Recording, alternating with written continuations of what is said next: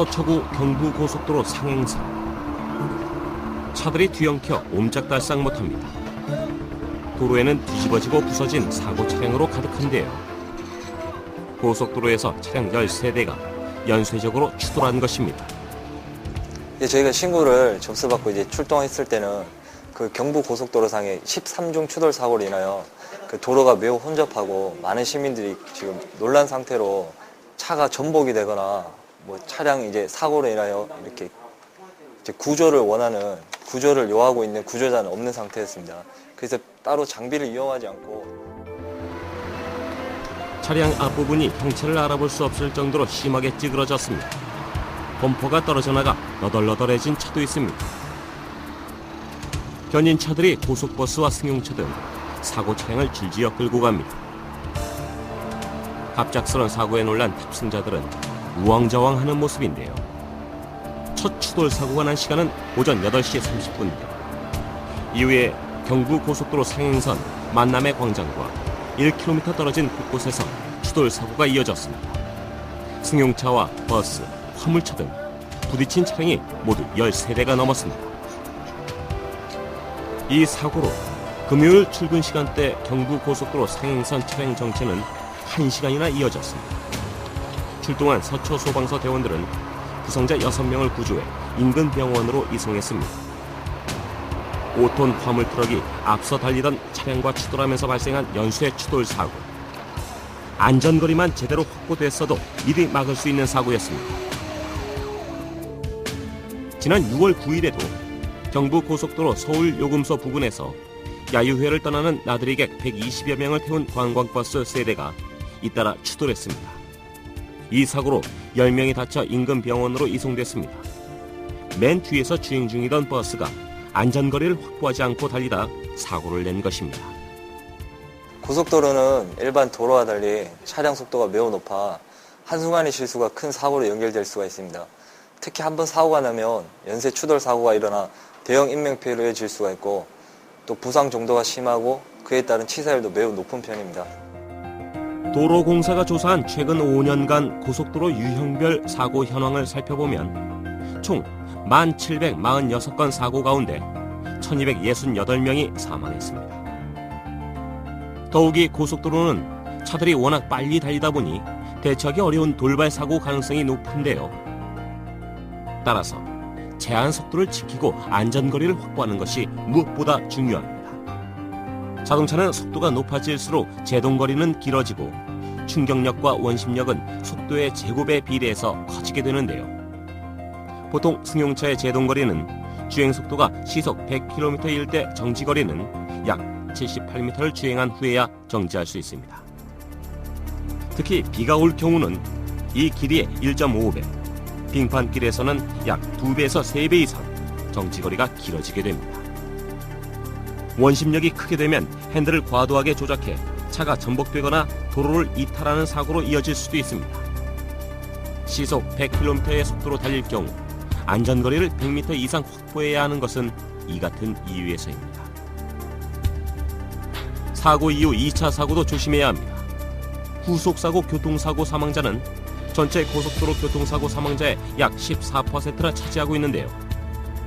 치사율은 무려 절반 가까이로 2건의 후속사고가 발생하면 1명이 목숨을 잃고 있는 실정입니다. 일반 사고의 치사율이 15.3%임을 감안할 때 후속사고 치사율이 약 3.4배나 높은 것을 알 수 있습니다.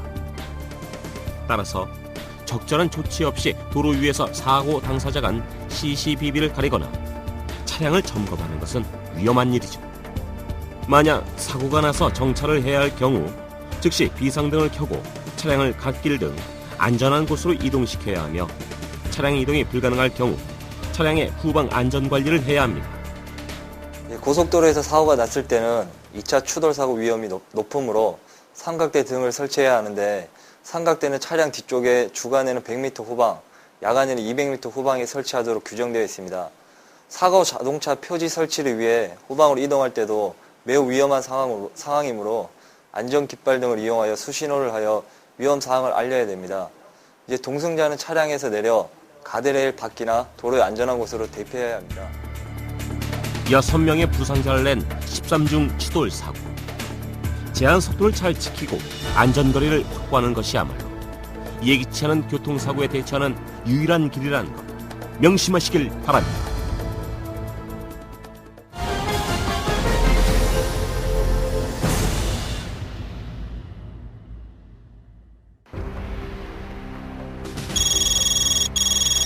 지난 6월 24일 새벽 송파구 장지동에 불이 났다는 신고가 접수됐습니다.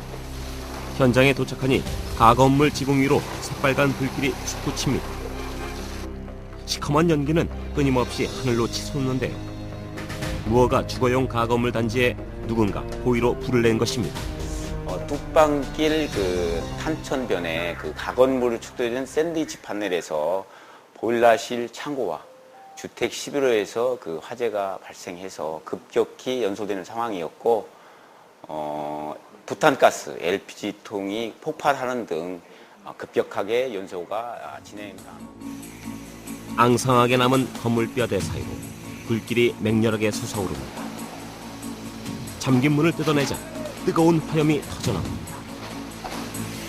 스티로폼으로 이루어진 샌드위치 패널은 불에 잘 타는 재료로 지어져 불이 나면 건물 전체로 번지는 건 시간 문제입니다. 소방관들은 훨훨 타는 불길을 잡기 위해 굵은 물줄기를 뿌립니다. 거대한 불길 속에 쏟아지는 물은 한없이 작아 보이기만 하는데요. 하지만 계속되는 화재 진압으로 결국 1시간 만에 완전히 불길이 잡혔습니다. 이번 화재로 인명피해는 없었지만 모두 13가구, 22명의 주민이 삶의 터전을 잃었습니다. 지난 2008년 1월 경기도 이천에서 값싼 샌드위치 패널을 사용한 물류 창고 화재로 40명의 귀중한 생명이 목숨을 잃기도 했습니다. 지난 1999년 6월 30일 유치원생 등 23명의 목숨을 앗아간 인천 시랜드 수련원 화재 참사 역시 샌드위치 패널이 원인이었습니다. 샌드위치 패널은 스티로폼을 가운데 놓고 얇은 함석판을 앞뒤로 덧댄 건축자재입니다. 샌드위치 패널로 지어진 건물에 불이 나면 건물 안에 있는 사람이나 불을 끄는 소방관에게도 치명적입니다. 특히 화재 시 인명피해를 일으키는 2차 주범은 열기보다는 유독가스입니다. 스티로폼 패널과 우레탄폼 패널은 불에 타면서 인체에 치명적인 일산화탄소 등의 연소가스가 30에서 40배 정도 높은 농도로 발생합니다. 유독가스에 노출될 경우 참담한 결과를 가져올 수 있습니다. 그럼에도 불구하고 샌드위치 패널은 빠른 시공성과 저렴한 가격 때문에 공사장 임시 건물, 공장 창고, 축사 등에 많이 쓰이고 있는데요.